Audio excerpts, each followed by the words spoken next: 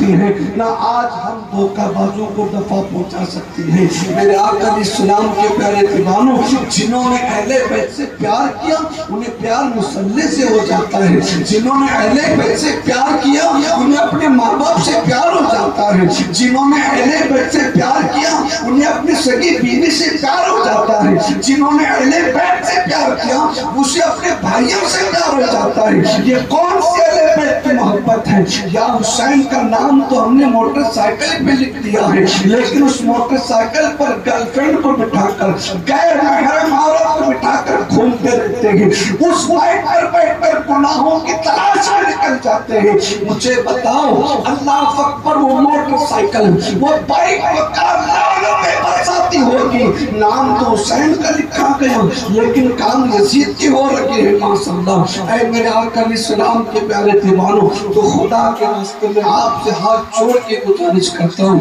واقعی اگر ہمارے اندر حسین مولا کی محبت ہے تو اپنی عبادتوں میں اضافہ کر لیں انشاءاللہ، سنتوں پہ عمل کرنے کی کوشش کریں۔ کل تک چہرے پہ داڑیاں نہ تھی تو آج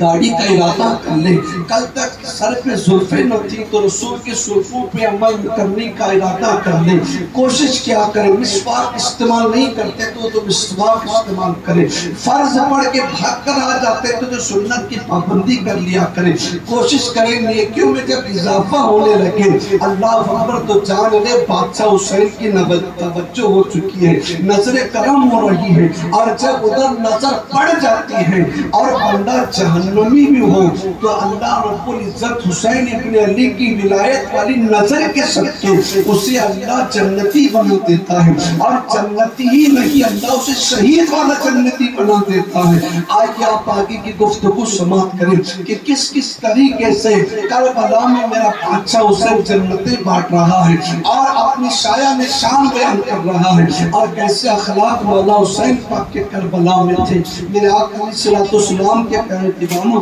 ابن زیاد بدنہاد نے حضرت مسلم بن عقیل رضی اللہ تعالیٰ عنہ کو شہید کرنے کے بعد آپ کی مبارک جسم پاک کو اللہ اکبر دارالعمارت کی چھت سے زمین پہ پھینک دیتا ہے، جس کی وجہ سے آپ کے اللہ اکبر جسم مبارک کی ہڈیاں ٹوٹ جاتی ہیں۔ میرے آقا علیہ السلام کے پیارے دیوانوں، پھر آپ کی لاش کو اٹھا کر اللہ اکبر عبرت کا نشان بنایا گیا، بغیر سر کے لاش کو اٹھا کر درخت پہ ٹانگ دی گئی، اور بتایا جا رہا ہے جو حکومت کے خلاف آواز بلند کرے گا اس کا حشر یہی ہوگا۔ اللہ اکبر، اب لوگ سہمے سے رہ گئے، لوگ خوف میں مبتلا ہو گئے۔ اب اس کے بعد ابن زیاد کے لیے کہا گیا کہ ہانی بن عروہ کا کیا کرو گے؟ لاؤ ہانی کو، اس کو بھی اسے موت کا سزا سناتے ہیں، اس نے بھی بڑا اہل بیت کیا، اسے بھی اہل بیت کے پاس پہنچا دیں گے۔ ہانی بن عروہ رضی اللہ تعالیٰ عنہ کو اللہ اکبر جیل سے باہر نکالا گیا، کوفے کے بازار کے اندر، پبلک پلیس کے اندر جناب ہانی بن عروہ کو کھڑا کیا گیا۔ حضرت ہانی بن عروہ اپنے قبیلے کے لوگوں کو دیکھ رہے ہیں جو دائیں بائیں جلوس کی شکل میں کھڑے ہیں، کہہ رہے ہیں او میرے قبیلے کے لوگوں، میرے نام پر مر مٹنے والوں، آج میری مدد کریں، میری جان کی حفاظت کریں۔ یہ ظالم ماشاء اللہ مجھے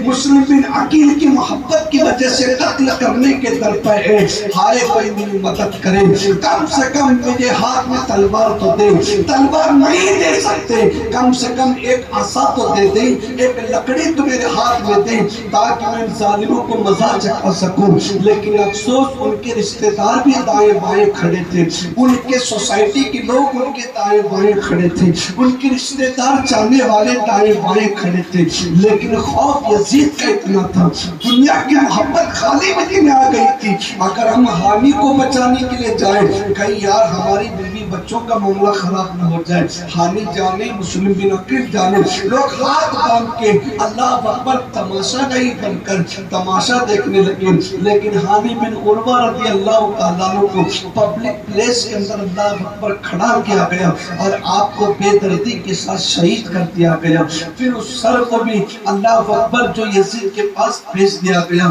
میرے آقا علیہ السلام کے پیارے دیوانوں، یہ دوسری شہادت بھی ابھی کربلا کا آغاز نہیں ہوا ہے، لیکن اللہ اکبر امام مسلم بن عقیل سے وفا کرنے والوں کو یہ سزائیں دی جا رہی ہیں۔ اللہ اللہ مسلمانوں، بہت سارے ہمارے اسلاف، ہمارے بزرگان دین ہیں جنہیں صرف اور صرف اہل بیت کی محبت کے نام پہ مار دیا گیا تھا۔ کئی بڑے بڑے صحابہ، اللہ اکبر، امام شافعی رضی اللہ تعالیٰ عنہ جیسی ذات کو جو ہے قید خانے کے اندر بند کر دیا تو صرف اس وجہ سے یہ اہل بیت سے پیار کرتے ہیں، محبت کرتے ہیں۔ میرے آقا علیہ السلام کے پیارے دیوانوں، ظاہر سی بات ہے جب کوئی بندہ کسی سے محبت کرتا ہے اس کے عشق کا امتحان تو ہوتا ہی ہوتا ہے، اس کے پیار کا تو امتحان ہو کر ہی رہتا ہے۔ اللہ اکبر، ایک بہت بڑی بات مجھے یاد آ رہی ہے کہ جس نے جس سے عشق کا دعویٰ کیا اتنا ہی سخت اس کا امتحان لیا جائے گا،